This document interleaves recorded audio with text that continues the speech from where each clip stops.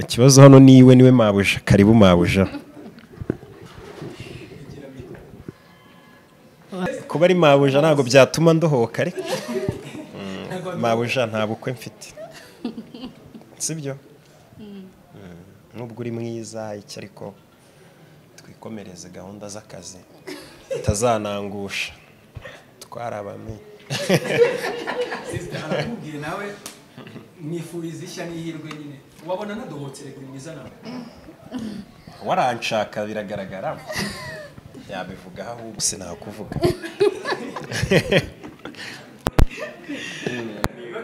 uravuze ngo ntago wadohoka koko n'uyu mwana usarya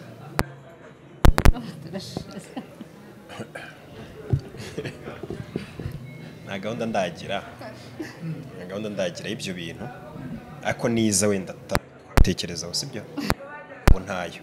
hari saga zimaze iminsi zivugwa ku bintu bijyanye na Maître Nzovu n'ibyo nashakaga kukubazaho cyane, bavuga batari koroki uzi ko bya bintu yayisobanuye neza yego. Ndibuka ngiye najyaga nyireba uti noneho wagiye gushya wasohoyemo Pimpi. Pimpi yeruka kumuvugisha se? Oya.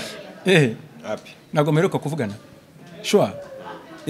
Ariko umaze kubona rero yasaga ibaye bavuze bati niwe wari gusobanura Maître Nzovu akakanya tugiye kumujyana mu nkiko n'ibiki byinshi cyane, mbona aba bloga kuri za Instagram ahantu hatandukanye babivugaho. Loki wewe wabyakiriye gute? Nta bintu bitangaje kuko afite ahantu agenda wese afite akageretse ke.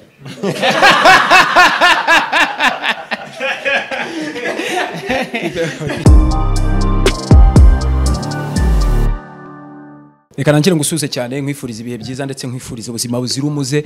Ahangaha nibereye ni mu mujyi rwagati, ni kuri Mango 4G twaje kureba ibikorwa batuzaniye bishyashya. Ndi kumwe na Loki nka brand ambassador cyangwa se abantu baba bahagarariye ikintu runaka mu gihugu cyacu. Ariko kumwe n'umukobwa useka neza cyane. Loki umeze neza? Ntabwo ndi brand ambassador w'iyi telefone.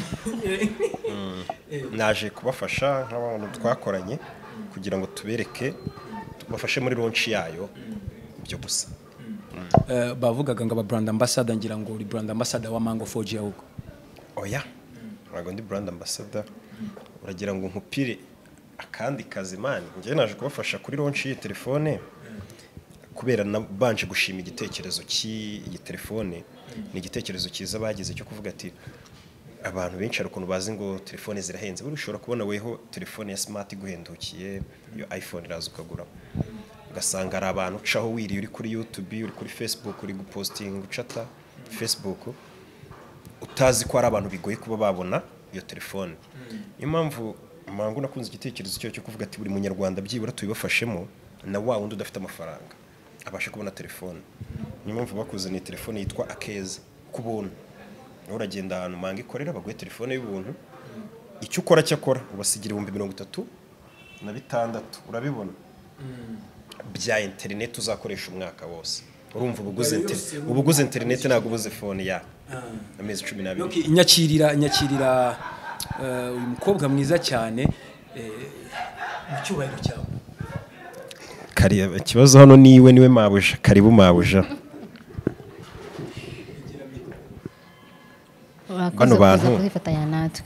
Bano bantu babwire kuri ibi bintu. Kano ga telefone uyu munsi twashyize ku isoko twaronshinze. Okay, nkuko Rukiya bivuze nibyo avuze n'ukuri. Iyi telefone niyo twabazaniye cyane cyane ku bantu badafite ubushobozi bwo kugura smartphone zose tuzi hanze ku giciro gike kandi kuri internet y'umwaka wose. Iyi telefone ni ubuntu ku muntu waba waguze internet y'umwaka wose ku 36 nkuko yabivuze mu mezi 12. Iyi telefone ni nziza cyane kuzayikoresha ndibaza nta kibazo azagira, kandi n'uzajya n'ikibazo yatwegera tukamufasha cyangwa amagara ku murongo wacu utishyurwa 2550 and then service yose yaba yifuza ikamugerwaho. Gusa mabuja wenda namwunganiraho gato biriya bintu ko ntacye kada ikintu nakubwira do buretse fata yingisha ikintu nakubwira ntago mabuja aravuze ngo ku muntu utabasha kugura telefone ya smart niwe waguriye, ariko n'ufite smart ahubwo akeneye kuguriye kuko smart zizima ubusa usanga umuriro ushiramo vuba ibiki ariko kano gatelefone k'amatushe kagukorera nk'ibyo smart gukorera uba ugomba kuba ugafite nka backup hafi aho nta kantu uba ugomba kuba ufite iruhande n'ikindi kano gatelefone gakora ni uko gasharinga hari ukuntu umuntu agira telefone aba ati se ni sharing nka mashine cyangwa ingenzi wanye ugasanga umuriro uri gushiramo vuba ugasanga utabasha no kubona wakoresha uburyo wifuza telefone iragusharinga ugatalinga internet ukagufasha kabisa yego Loki uyu munsi rero ufite navuga ko uhagaze neza nari maze iminsi nkubonye warapostinze amafoto nyine tuza kuvumbura ko ari video wari uri gushutinga uyu munsi uhagaranye na nyoko nabonye ari mwiza Loki gira ikintu mumbwirira nubundi nk'umuntu usanzwe utwika kigikise kajambo keza kuba ari mabuja ntago byatuma ndohoka ariko mabuja nta bukwe mfite sibyo nubwo uri mwiza iki ariko twikomereze gahunda z'akazi utazanangusha twarabamenye sister arakubwiye nawe mwifuriza ishya n'ihirwe nyine wabona nadohotse rego mwiza nawe waranshaka biragaragara yabivuga ahubwo oya Roki turamushimira cyane kuko adufasha mu bikorwa byinshi hano muri Mango Telecom kandi yaje no kwifatanya natwe uyu munsi n'amakuru yatanze ntacyo yabeshyemo rwose Roki avugisha ukuri yanakoze vraiment ko yadufashije wabonye amafoto ye yapostinze y'ubukwe abantu bavuga ati yateye ivi n'ibiki byose nayibonye ariko yarabimbwiye ko atari byo mbere yuko biba yari yabikubwiye musanzwe rero ufitanye imikoranire ya hafi mu kazi ndetse mukanagirana n'ibintu byihariye nyine urumva kuba twebwe abanyarwanda miliyoni 10 zaravuze ziti Roki yateye ivi yakoze ubukwe aka kanya noneho wowe ukaba we warabimenye katari byo wabimubajije mu buhe buryo oya arabona ko Roki dukorana ni mu kazi kacu kumubaza amakuru yo hanze nabwo nta kibazo ntabwo dushatse kuvuga ko ari ikindi kihishe inyuma hagati yacu tuvugana mu by'akazi n'ibyo twafatanya mubwizanye ukuri ntabwo arakubeshya na rimwe ntabwo arambeye keretse aryo nzavumbura nyuma ubu uzajya akabeshya ukunda nta kintu ndamubeshya nkunda kubeshya ntabwo kubeshya ni icyaha kandi ibintu byose bijyanye n'ibyaha ntabwo nkunda kubikora subiza irata nibyo pe uzi amazina yanyu ya Roki atari Roki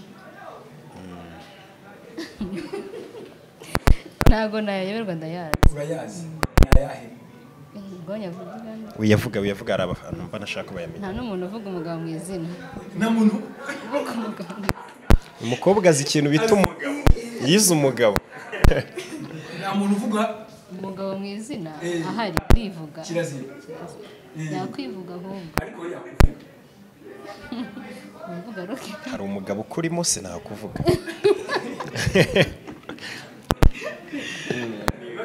uravuze ngo ntabwo wadohoka koko n'uyu mwana usarya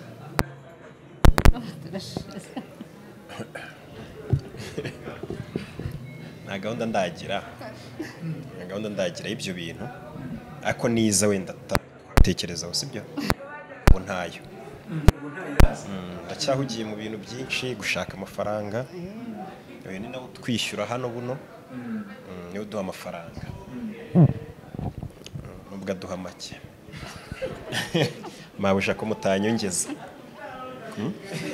mubirimo ni ikiganiro tugirana gusa bano bantu gukorana na Mango Telecom ni ikintu cyiza ubona ko ari ikigo kikorera mu Rwanda kiseriye nimba gishobora ati dutekereje gahunda yo guhanga umunyarwanda telefone ku muntu nta wundi muntu watekereza ibyo bintu umunyarwanda batunze telefone ngiye byanumvise igitekerezo tuvuga ni gukorana n'abantu nk'aba bisa buri muntu wese tumwe telefone ku wenda tumwaka kuri internet kugira ngo telefone itamupfira gusa abashe kumenya amakuru nabasobanuke nyine amenye ibyabaye ni mu rwego rwo kugufasha nyine kugira ngo amenye amakuru adatunga telefone adafite amakuru niyo mpamvu tuvuga ati shora transimi umenye amakuru bikomeye hanze n'iki Roki wenda reka turibere mushiki wacu wambwiye ngo ni nyokobuja mukoresha wawe uhita gasuguha ku mafaranga Roki aka kanya rero hari bimwe mu bintu byari bihari n'ubundi biri kuvugwa hari amabifa atandukanye nazanira phone yanjye se witwa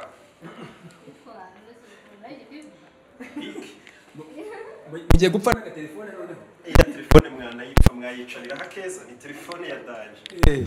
Bro, hari saga zimaze iminsi zivugwa ku bintu bijyanye na Maître Nzovu n'ibyo nashakaga kukubazaho cyane. Bavuga batari koroki uziko bya bintu yayisobanuye neza yego. Ndibuka ngiye najyaga nyireba uti noneho wagiye gushya. Wasohoyemo Pimpi. Pimpi heruka kumuvugisha. Oya. Happy. Nago meruka kuvugana. Sure. Ariko umaze kubona rero yasaga ibaye bavuze bati niwe wari gusobanura Maître Nzovu akakanya tugiye kumujyana mu nkiko n'ibiki byinshi cyane mbona aba blogger kuri za Instagram ahantu atandukanye babivugaho. Loki wewe wabyakiriye gute? Nta bintu bitangaje kuko iyo ukora bino bintu n'ubundi twizanyemo twishoyemo uba ugomba kuba wariteguye ko bazakuvuga neza cyangwa bakakuvuga nabi uko byamera kose.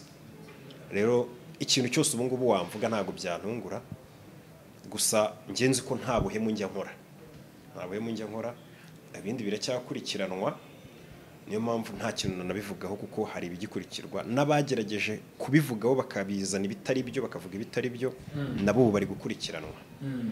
Niyo mpamvu nge nta kintu cyinshi ndi bubivugeho gusa icyo bakwiye kumenya sindi umuhemu sinjya mpemuka sinjya mpanga no guhemukira umuntu. Ubwo abakekaga cyane ko Loki yaba yarahemutse babyivane mu mitwe. Icyo bari cyo nicyo cyonyine nabasubiza. Nicyo cyonyine. Nta muntu uzi kuzapfa uhemuka. Akakanya rero ndabona na Kadafi yaraje. Kadafi nawe yari umwe mu bakamezi ngo yigize ministre da. Kadafi sanga dadi tubanze tuganire. Ariko nguri ministre. Ndiwe ntabyo. Loki urumva iyo tureba gang cyangwa se iyo nkureba wowe na Kadafi mpita ntekereza ukuntu mwicaye ku meza mugatekereza gutwika ku kintu kijyanye n'ubukwe bwawe kwactinga muri randirimbo. Bro byagenze bite? Ntabwo twabiteguye ngo dutwike oya hakenewe umuntu wajya mu ndirimbo gusa dufasha umuvandimwe tujya mu ndirimbo twikorera indirimbo bisanzwe. Igitekerezo byagenze gute? Igitekerezo nyine turicara twe dukora inama rega twikoresha inama rimwe na rimwe dukora inama twati dukora iki hakurikiraho iki tugana ibitekerezo twese. Rukarashaka kudukora icuruza iracuruza nabandi bashaka ko mbambarira mu makwe mu nshake biciro twarabihananoye. Ni rya ruherukana na gang yose na Loki nyine arimo mugaciringa mu rugo kandi nubona turi kumwe. Ndavuga ya gang yose harimo ba microgenie ni benshi kandi tubana. Murabana? Ubu meruka muba mu Gatsata ubu mubaheheruke. Na Gatsata ntago twayivamo niho tukiba twese twibera mu Gatsata. Mu nzimwe? Oya. Turaturanye. Buri wese afite ahantu agenda. Buri wese afite akageretse ke.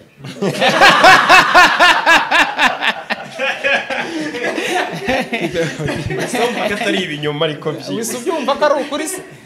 Uzi ko amasaha yo gutanga filime wanyagezeho. Ugiye kujya no gutanga n'agafilme.